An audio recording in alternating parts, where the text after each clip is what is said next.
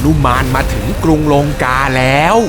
แม้บัดนี้พระรามจะรวบรวมกองทัพวานอนมาได้มากมายมหาศาลแต่เส้นทางสู่เมืองยักษ์นั้นไม่ได้ง่ายเลยหนุมานและกองทัพส่วนหนึ่งจึงต้องออกเดินทางเพื่อสืบหาเส้นทางที่ดีที่สุดพวกเขาจะต้องเจอกับอะไรบ้างเดี๋ยวมารับชมกันต่อได้เลยครับกับตำนานรามเกียรติ์ตอนที่11เส้นทางสู่กรุงลงกาครับ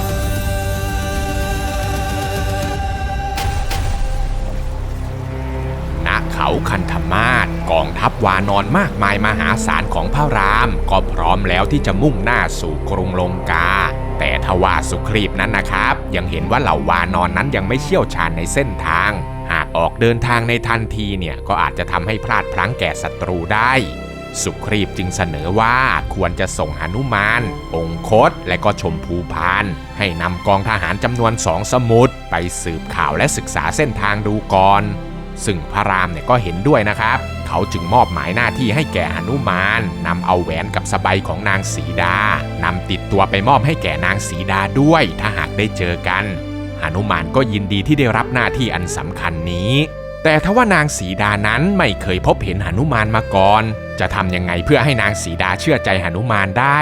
พระรามก็เลยบอกความลับเมื่อครั้งที่พระรามได้สบตากับภรรยาครั้งแรกผ่านช่องหน้าต่างที่กรุงมิถิลาให้แก่หนุมานได้รับรู้นางจะเชื่อใจหนุมานอย่างแน่นอน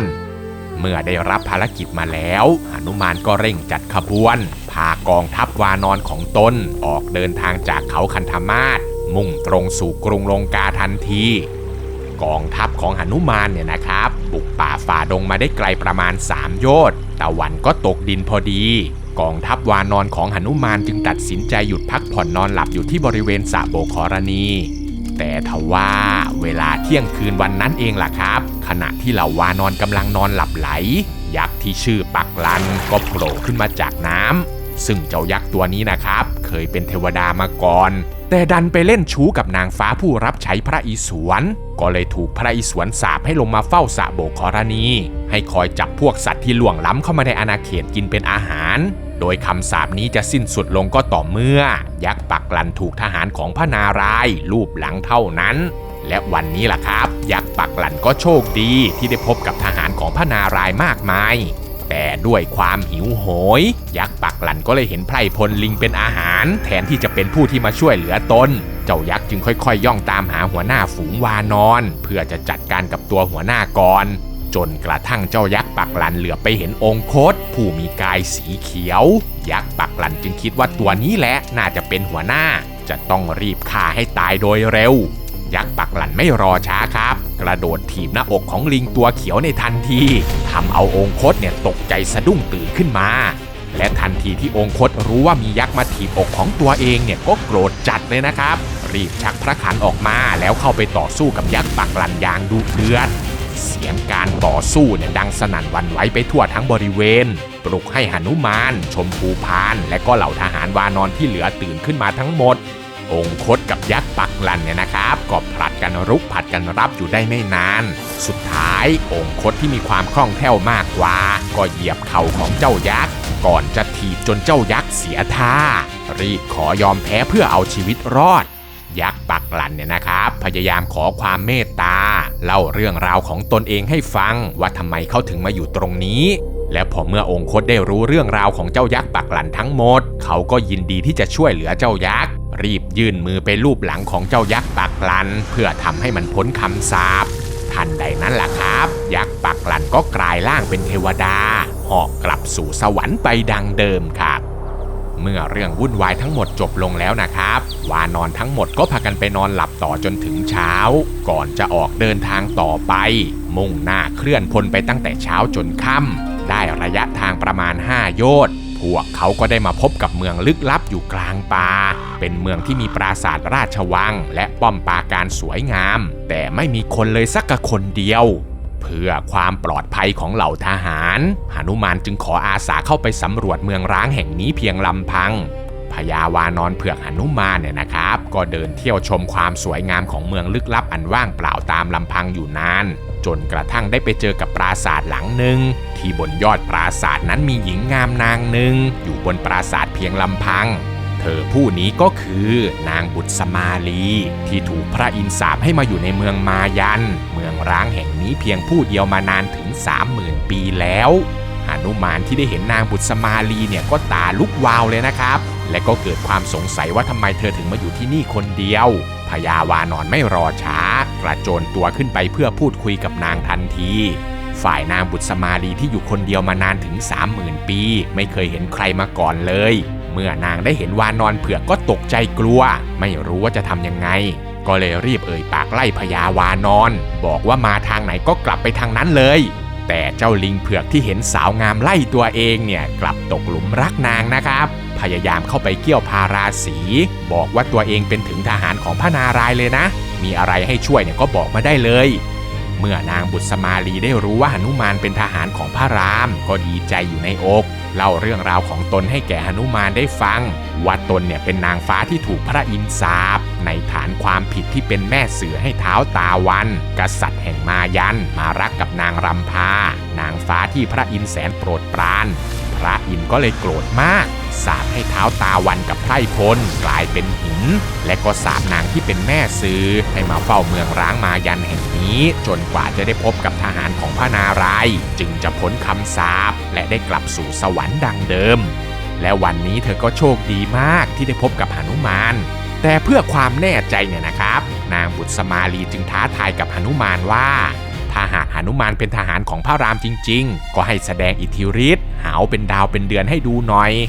หนุมานที่ได้ฟังแบบนั้นก็ยิ้มกว้างพูดหยอกล้อกับสาวแล้วก็เหาะไปที่ช่องหน้าต่างก่อนจะสำแดงฤทธิ์เดชเป็นวานอน4 หน้า 8 มือหาวเป็นดาวเป็นเดือนออกมาต่อหน้านางบุษมาลี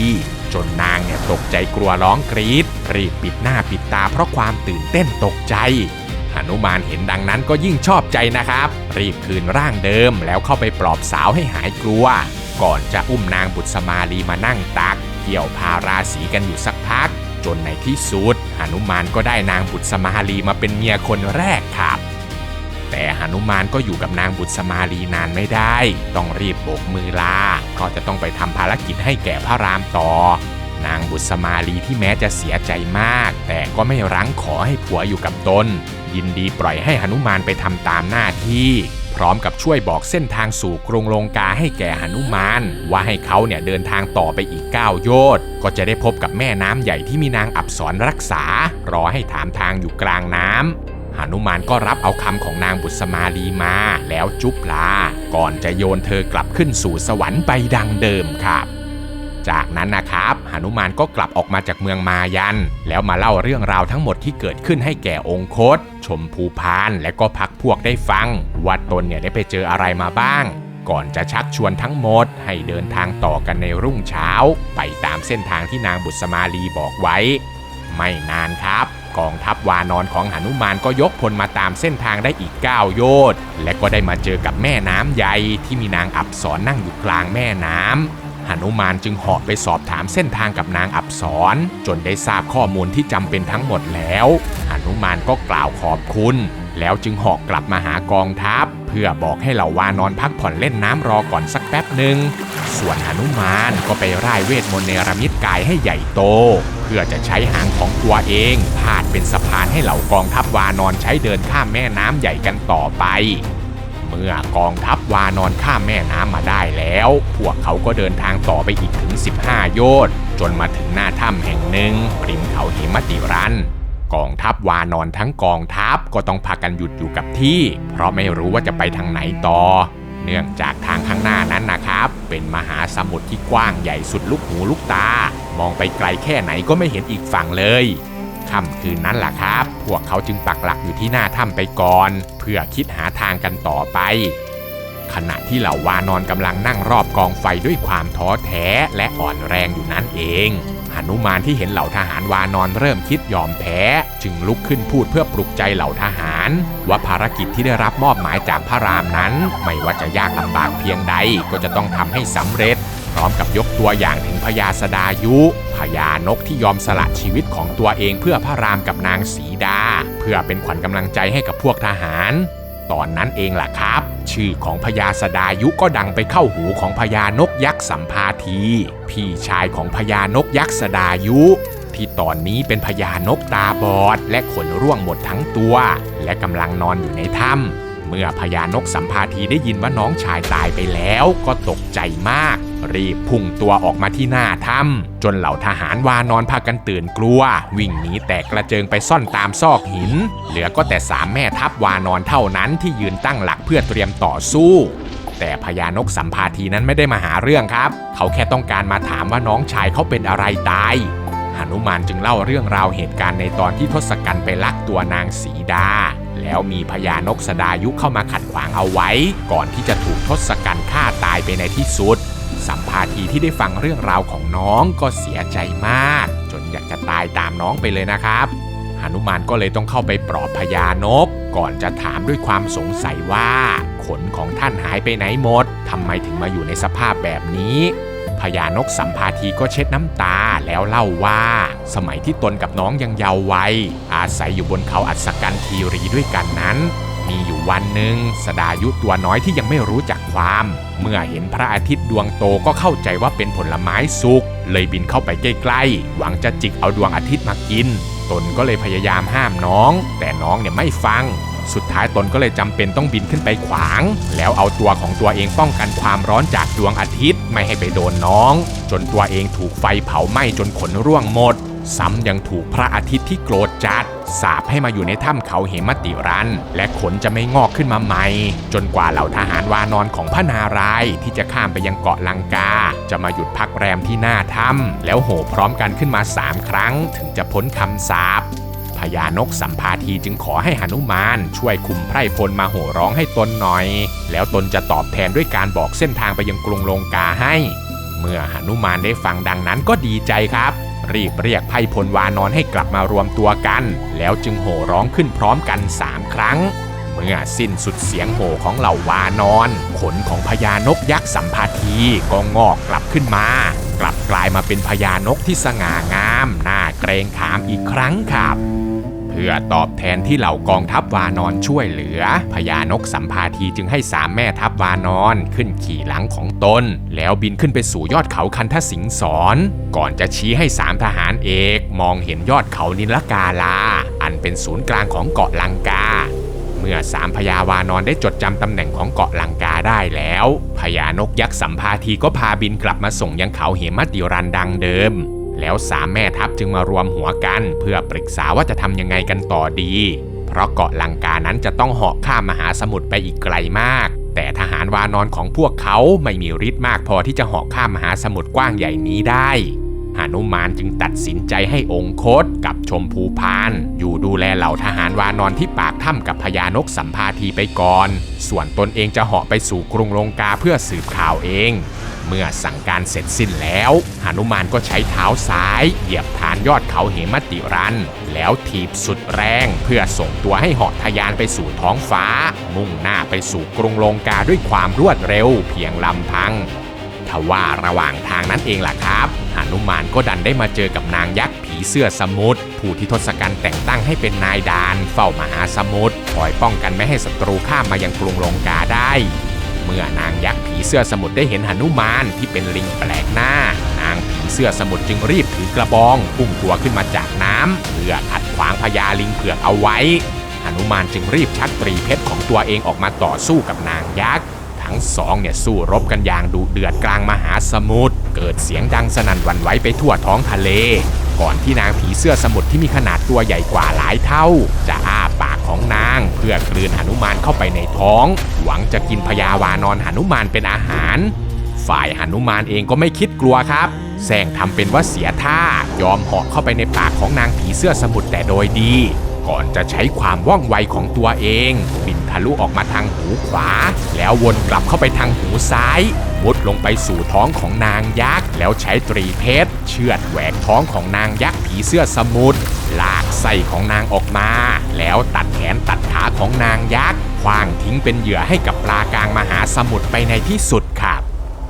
เมื่อหนุมานสังหารนางผีเสื้อสมุทรแล้วหนุมานก็ลองกำลังใช้ความเร็วสูงสุดของตัวเองเหาะข้ามมหาสมุทรเพื่อรีบไปให้ถึงเกาะลังกา